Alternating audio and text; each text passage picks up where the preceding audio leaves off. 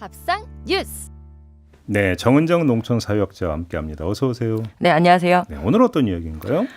햄버거에서 사라져버린 양상추 이야기입니다. 양상추가 빠졌어요, 햄버거에서? 예, 대표적인 브랜드죠. 맥도날드, 서브웨이까지 지금 양상추 수급에 문제가 생겨서요. 오. 양상추를 정량보다 적게 주던가 아예 넣지를 못하고 고객들한테 이제 커피나 음료 쿠폰으로 대체를 하고 있습니다. 오호. 그리고 서브웨이 같은 경우에는 지금 이제 샐러드 판매를 당분간 중지를 한다고 하는데 이 와중에 또 대표적인 브랜드 있죠. 롯데리아는 그 양상추 수급을 해내는 바람에 오호. 조금 살짝 염장이네요. 양상추 2배 햄버거 이렇게 이벤트를 벌이고 있어서 예. 지금 결국은 롯데리아가 이겼다 뭐 이런 SNS 글도 돌고 있습니다. 네. 근데 양상추 수급이 그러니까 지금 공급이 딸린다는 얘기잖아요. 간단히 얘기를.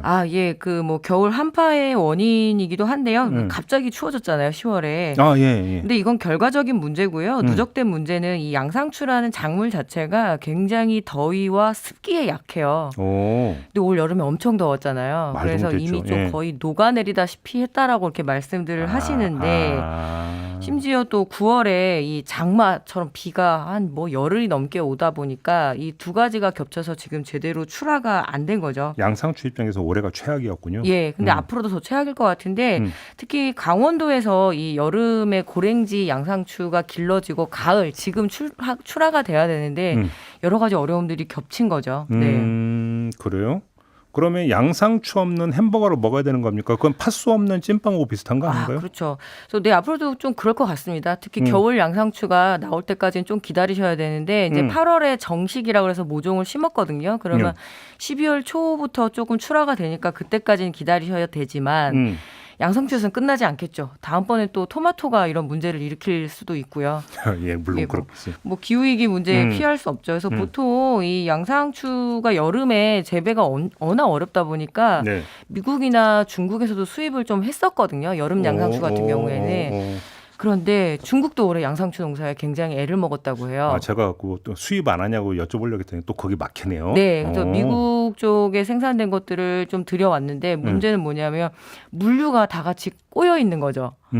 지금 석유값 올랐죠. 그렇다 보니까 이게 좀 계류가 많이 되다 보니까 왔을 때 선도도 좋지 않았고 아하. 여러모로 문제가 지금 다 겹치고 엎어진 데 덮치고 이런 상황들이 계속 벌어지는데 앞으로도 계속 이런 문제가 반복이 될 것 같아요. 그래서 지금 상추값도 내내 강세거든요.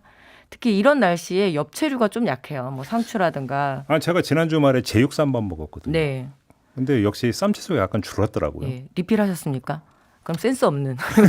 예, 굉장히 눈치 보면서 이렇게 리필을 요구를 하는데 아예 그냥 그 리필 값을 받는 업체들도 생기기 얼마 시작했습니다. 전에 그 뉴스잖아요. 불판도 저기 하면은 900 얼마인가. 990원 그리고 사실 그 옆에 놓치신 거 있는데 채소도 리필했을 맞아요. 경우에 990원. 근데 그게 합리적이기는 해요. 인건비 오르고 그리고 이렇게 채소값이 고기값보다 올라버리는 상황들이 벌어지거든요. 채소값이 금값이 되어버리면 그냥 계속 무한 리필은 거의 이건 말이 안 돼. 민폐죠. 그렇죠. 무한 리필은 이제 앞으로는 좀 기대하지 않는 것이. 예. 근데 아무튼 이렇게 돼버리면은 농가도 그 타격이 크고 외식업계도 타격이 크고 이렇게 가는 거 아니에요?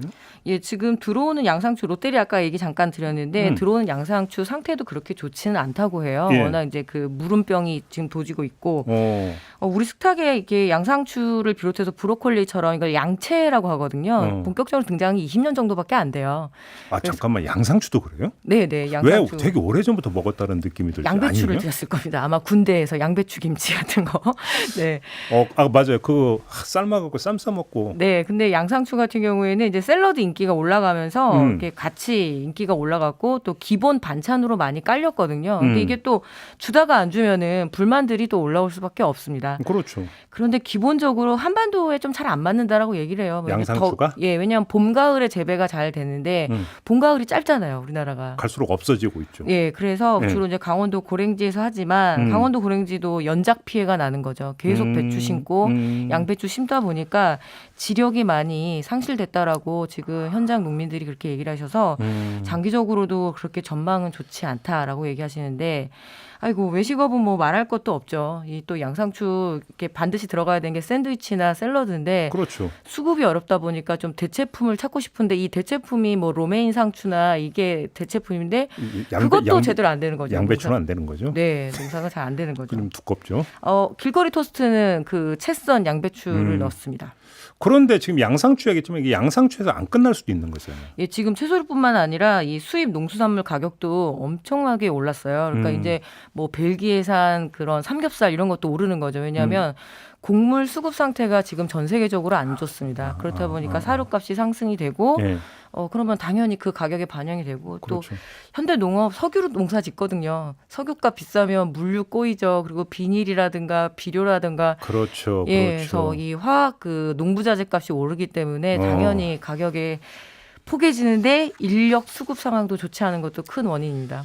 첩첩산중이네요. 한마디로. 네, 그래서 알겠습니다. 인력 상황 정도는 그래도 사람이 해결할 수 있는 문제니까 정부에서 좀 시급하게 대책을 세워야 될 것 같아요. 그러게요. 석유로 농사 짓는 말이 딱 와닿네. 비닐하우스 딱. 네. 알겠습니다. 정은정 농촌사회학자와 함께했습니다. 고맙습니다. 네, 감사합니다.